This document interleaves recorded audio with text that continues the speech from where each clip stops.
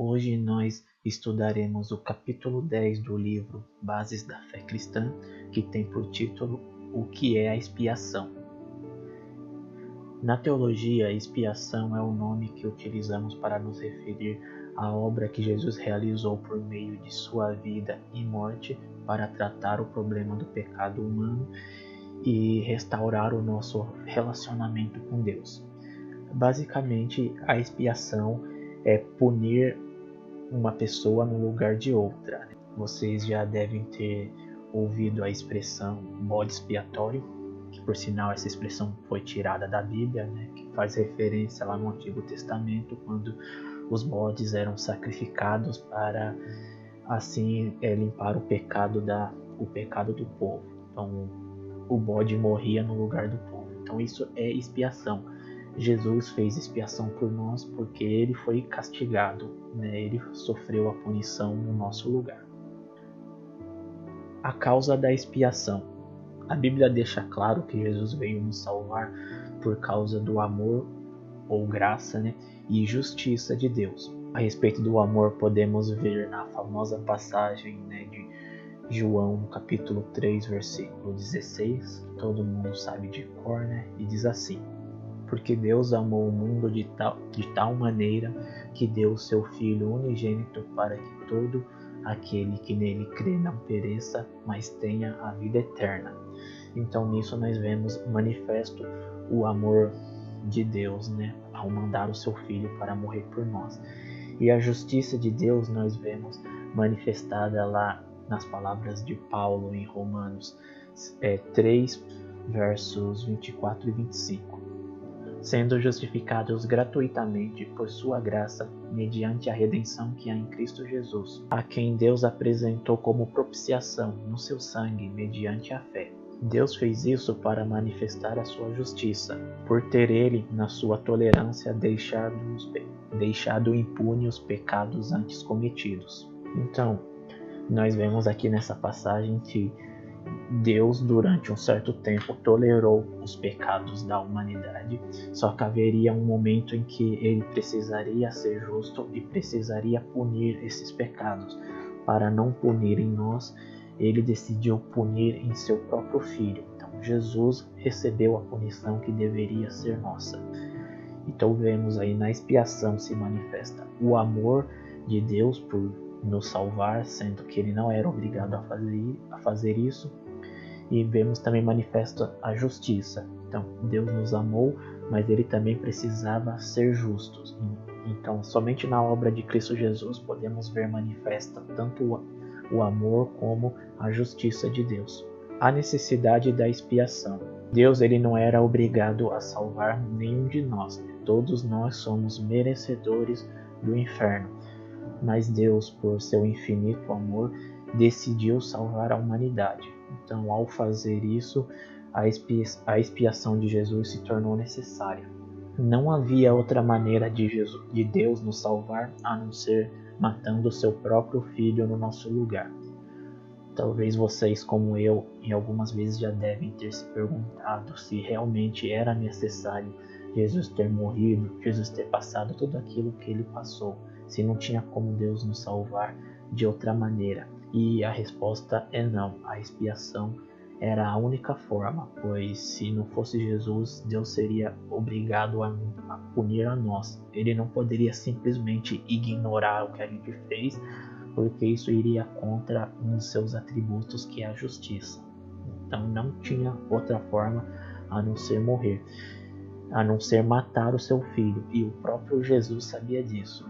Nós vemos ele dizer lá no Evangelho de Lucas, no capítulo 24 e no versículo 26, não é verdade que o Cristo tinha de sofrer e entrar em sua glória?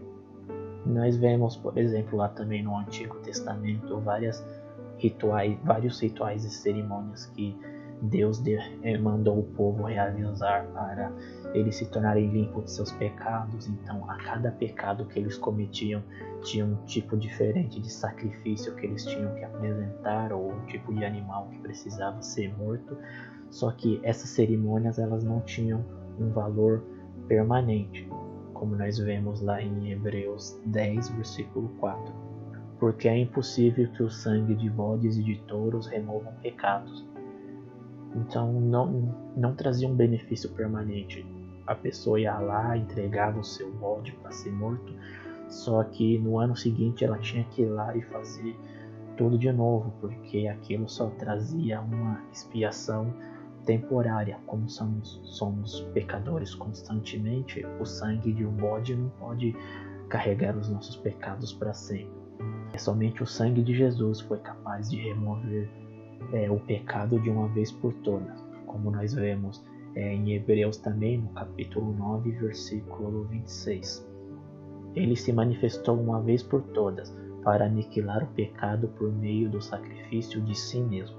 Então somente o sangue de Jesus, somente o sacrifício dele foi capaz de remover todo o pecado. E é por isso que a expiação era necessária, pois os sangues dos animais não seriam capazes de fazer isso. A natureza da expiação. Jesus ele fez muito mais do que apenas morrer em nosso lugar. Se ele só tivesse morrido em nosso lugar, ele teria conseguido remover os nossos pecados, só que por sermos pecadores por natureza, logo estaríamos culpados de novo, né? Então não adiantaria nada, ele nos limparia e teria o mesmo valor que teria o sangue dos animais, né? Pois a gente tornaria a pecar, tornaria a desobedecer.